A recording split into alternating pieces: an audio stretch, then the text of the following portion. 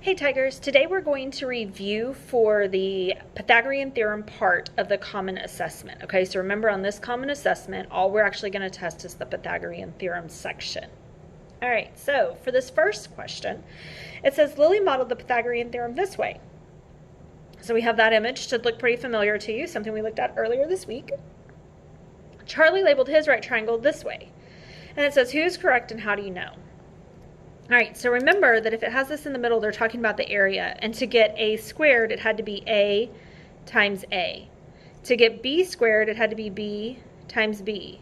And to get c squared, it had to be c times c. And remember, that's how we find the area of a square. It's side times side.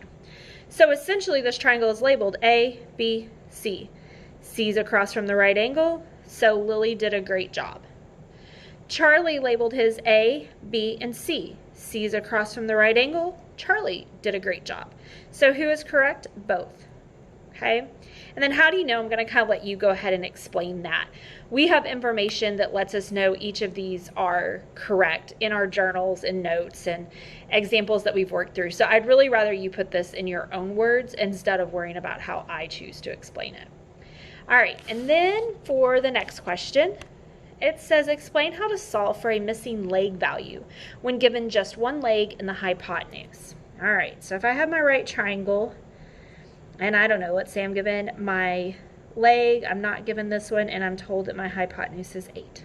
Okay, so I would have 3 squared plus b squared equals 8 squared, so I have 9 plus b squared equals 64. And then remember, we're going to subtract 9 from each side. So you have b squared equals 55. And then if we check that with our calculator, I would have the square root, oops, sorry, I'm still on my same line, square root of 55.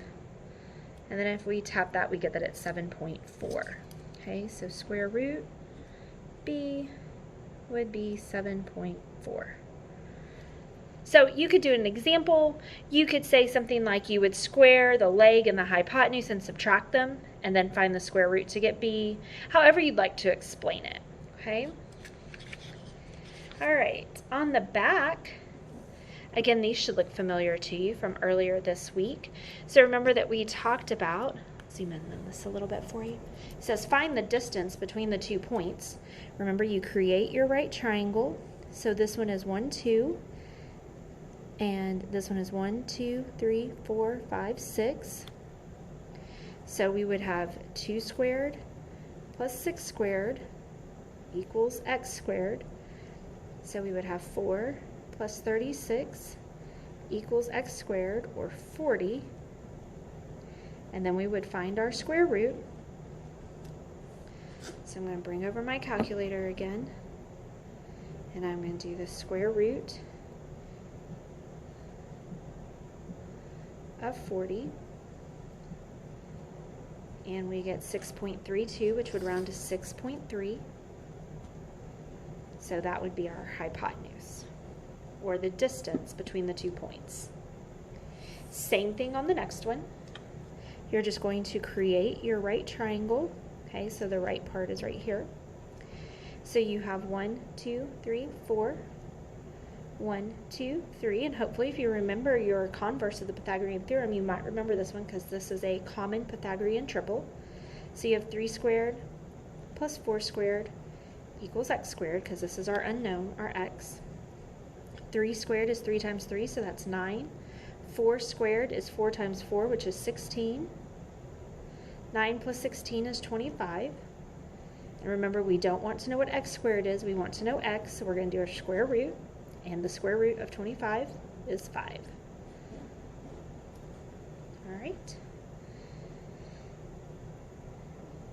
Okay, and then we have our Pythagorean triples, okay?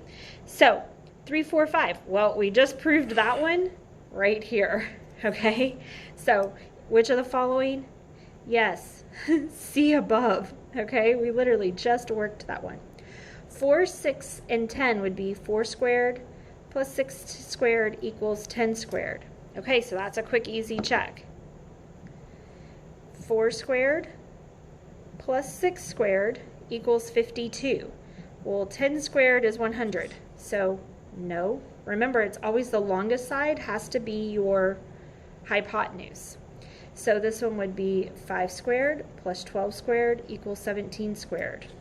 All right, 5 squared plus 12 squared and 17 squared is 289. So, sorry, there you go. So 5 squared plus 12 squared is 169. 17 squared is 289. Not equal. And then we'll check our last one, which would be 12 squared plus 35 squared equals 37 squared. All right, so 12 squared plus 35 squared, and then we're going to do 37 squared, and they are both 1369.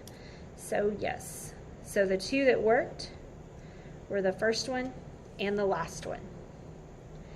All right, if you have any questions about Pythagorean theorem, make sure that you ask before the common assessment questions tomorrow. Have a great day.